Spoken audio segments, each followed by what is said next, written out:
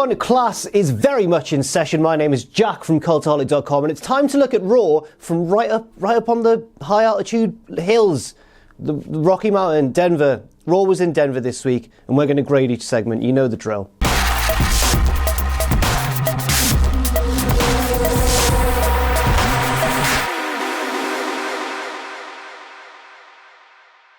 So we had a bit of a different opening on Raw this week, which was basically a cold open. I thought I was watching bloody Breaking Bad for a second. A limousine pulled up outside the arena. Corbin opened the door and who would step out but the birthday girl herself, Stephanie McMahon. But then also Triple H stepped out, glowered at Corbin a bit, glared at him, leered at him like a Pokemon. Corbin's attack stat went down, and then Triple H patted him on the shoulder and stalked off. And then Corbin basically got into a little bit of an argument with Steph. Not really an argument. Basically, Steph told off Corbin and said, look, if you're such a tough guy, why don't you book yourself and two partners to take on the Shield in the main event tonight? And I was like, this is a pretty good opening device. I'm now curious to see who Corbin chooses for his two tag team partners. On the whole, I'm going to give this cold open a B+. I thought the reveal of Triple H was good. It popped the crowd. I thought, yes, it's another example of Stephanie just tearing the testicles off a WWE superstar. But at the same time, Corbin is a smarmy heel, and it's nice to see him get his comeuppance now and again. And also, it set up the main event of the night, so I have no complaints. I actually thought it was pretty good. B+. Next up, we had the real proper opening segment of Monday Night Raw, and it was the Shield who hit the ring, and Dean Ambrose basically got the mic and said, we're the workhorses of WWE. We're really good at wrestling, was the salient information in his speech. Rollins and Reigns then talked about how the Shield have the keys to the kingdom, and they said, here they are, these are the keys to the kingdom. Rollins lifted his Intercontinental Championship, Roman Reigns lifted the Universal belt, and Ambrose was in the middle like, yep.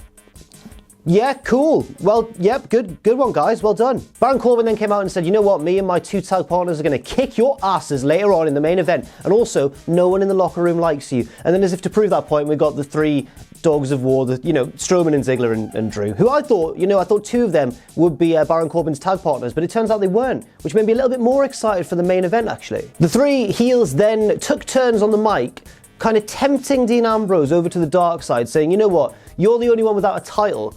And your boys are basically laughing at you. They're making a fool of you, Dean Ambrose. 2 years ago, you were WWE champion. Now look at you. You haven't got any gold. Your two friends do. Why don't you come and join us? Come on. Really good mic work here, especially from Dolph Ziggler. I was really impressed with Ziggler here, because it's easy to forget, because he's quite whiny and annoying sometimes, how actually very good he is on the microphone. I'm also going to give this segment a B+, because I think, yes, it was the same old formula of an opening of Raw, people standing around and talking, and, that does get old after a while. But at the same time, I thought the promo work here was excellent from pretty much everybody involved in this segment, and there were a lot of people involved as well. There were a lot of moving parts that had to work together, and it did. I think I would have preferred, if Ambrose is going to turn heel eventually, for him just to do it out of the blue with no obvious hints like this one in the build-up, and then he could explain the reasons for it after doing it, for greater shock value. But at the same time, if they want to go this route, I don't have any major complaints. I think this was a perfectly solid opening to Monday Night Raw. Lovely. Next up, we had the opening match of Monday Night Raw, Finn Bálor versus Jinder Mahal, accompanied by Sunil Singh, of course, but also accompanying both men with a mixed match challenge tag partners. So Finn Bálor had Bayley in his corner, Jinder Mahal had the lovely Alicia Fox. The story of this match was basically that Bálor was too fast and too good for Jinder Mahal, so Sunil Singh tripped him at one point, and Bálor was like, oh, how dare you? But then it was alright because Bayley tripped Jinder, which was a bit out of character, I thought. Come on, Bayley, you're meant to be a good, obey the rules. Alicia Fox then went around the ring and basically confronted Bayley, and Bayley went, yeah, I can't swear. And then after basically knocking out Alicia Fox, Sunil Singh went around the ring to confront Bayley, and she gave him a belly to Bayley suplex. So she's just kicking ass on the outside. Meanwhile, in the ring, Jinder Mahal was distracted, and Finn Bálor rolled him up for the 1, 2, 3. I'm going to give this a B. Yes, it was a big advert for the Mixed Match Challenge, but the Mixed Match Challenge is fun. And I like how it's not existing in its own little universe. The things happening on the Mixed Match Challenge do tie in to storylines on Raw and SmackDown, and I appreciate that. And yeah, Bayley tripping Jinder was a bit out of character, but maybe Finn showing how to be a little bit cool, a little bit badass. Next up, the match that you've probably seen gifted all over Twitter by now, and we'll get to that in a second, but this match was Natalya and the Bella Twins. You can look, but you mustn't touch against the Riott Squad. So pretty early on in the match, Brie Bella sets up for the yes kicks and just knocks Liv Morgan out. I don't know why I'm laughing. It was really quite severe. Like, she actually kicked Liv Morgan right in the face. Liv Morgan was knocked loopy. If this was a real fight, if this was in UFC or whatever, the referee would have stepped in and stopped it, because Liv Morgan was barely there. She was like You could tell her head was spinning. Somehow, and you know what, full credit to everyone involved in the match, and Liv Morgan, because she battled on for a couple of minutes before wisely rolling out of the ring. But credit to everyone in the match. They did carry on. They did keep going, even though it was essentially now 2 against 3, and that wasn't the plan. Liv Morgan rolled out of the ring and made a tag after somehow kicking out at 2, I don't know how. And then the referee had to like literally guide her into the ring to do a big triple vertical suplex spot in the middle. So she took that move and then rolled out, and I think she went to the back. So best wishes to Liv Morgan. Hope she's okay, because you know what, I mean, I know that people get knocked silly in wrestling all the time. It's a dangerous sport. It's what they sign up for. But at the same time, it's never nice to see, is it? As you can imagine, the match structure really suffers here. Everyone kind of doesn't really know what to do, but they muddle through, and eventually Ruby Riott gets the win with the Riott kick. But it's not a pretty watch. Unfortunately, I'm going to give this an F. Obviously, the match really suffered when Liv Morgan was knocked out because it changed the whole plan. And also, I just think that I'm giving this an F because if I'm looking at the match objectively and trying my best to just work out a match quality for it, it's probably an E or a D- or something like that. But I'm giving it an F because I think this should serve as a clear example of why WWE shouldn't rely on part-timers as much as they do. Basically, we know that Brie Bella was never the sharpest wrestler in her heyday, but she wasn't this bad. She's obviously suffering from quite a bit of ring rust. Obviously, she's now got a family to look after and everything. Her attention may be focused elsewhere apart from on actually wrestling in the ring. She's great at the whole PR stuff and the business stuff, we know that. But should WWE be asking her to do stuff that she's clearly not 100% able to do each and every time she's in a match? And again, I just want to make this clear. I'm not blaming Brie Bella. I'm not saying you deliberately kicked her in the face, you're rubbish, you should be fired from WWE. I'm not saying that at all. I'm just saying they shouldn't book her this way because someone's been knocked out in the ring. You know, it's not a good state of affairs. I feel sorry for Brie because she's had a massive backlash on Twitter. I don't know if she should get that, but at the same time, should she have really even been put in that position? Also, booking-wise, it's kind of come back to bite WWE on the backside because if you look at it, you now had the Riott Squad, who are the dastardly heels, beating the Bella Twins and Natalya, 3 of WWE's biggest stars of the women's division, beating them 2-on-3 with one of their own partners injured and off to the back.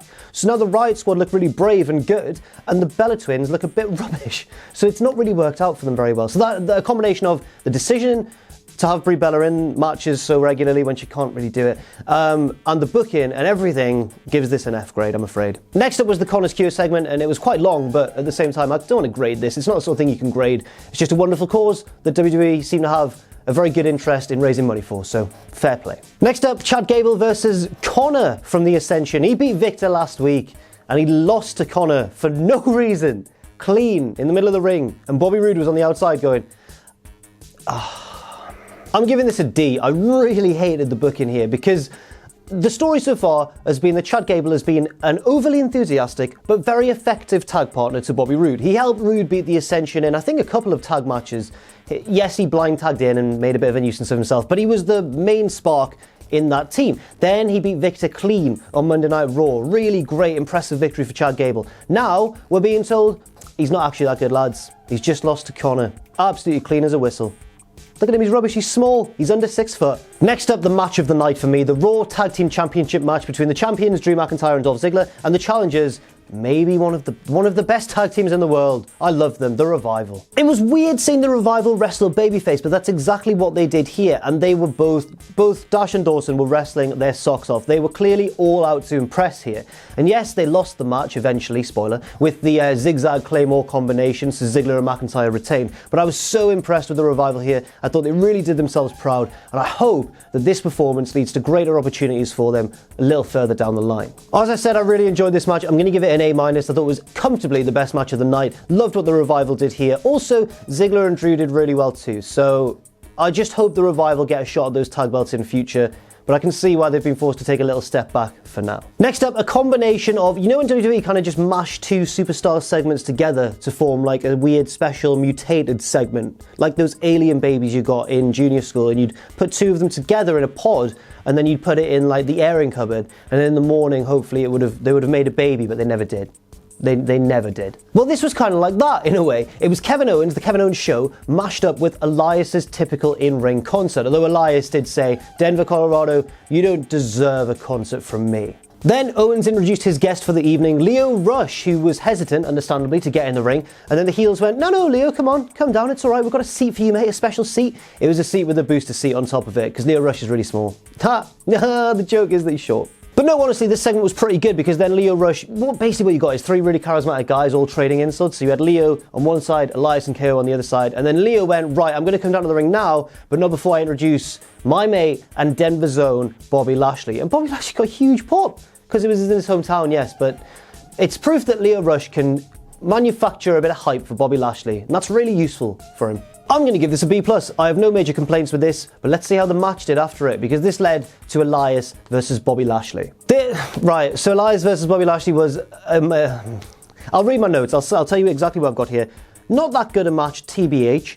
Elias and Lashley do some stuff. That's what it said. I don't know what... Okay.